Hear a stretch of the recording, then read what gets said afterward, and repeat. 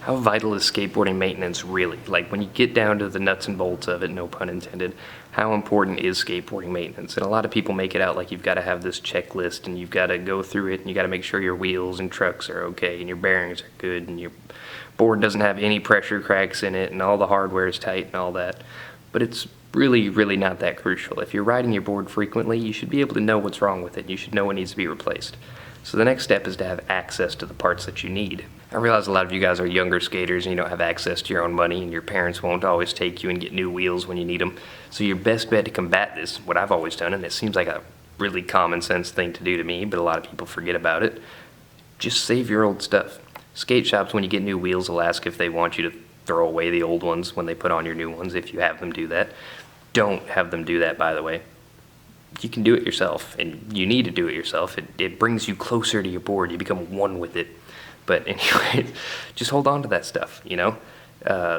Throw a shoelace through the holes in your wheels, tie them all together so you can keep them in a set. Toss them in a box until you need them.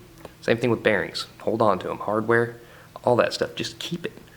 There's no reason not to. It's still usable. It's still good stuff in most cases. And if it's bad, throw it away. But if it's not, there's no reason you shouldn't hold on to it until you actually need it.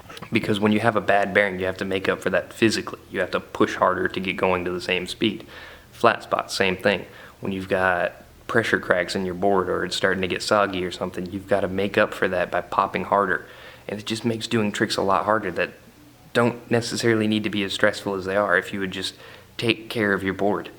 You know, I'm not telling you to go through the checklist. I'm just saying when you know something's wrong, do your best to fix it because you're only doing yourself a favor.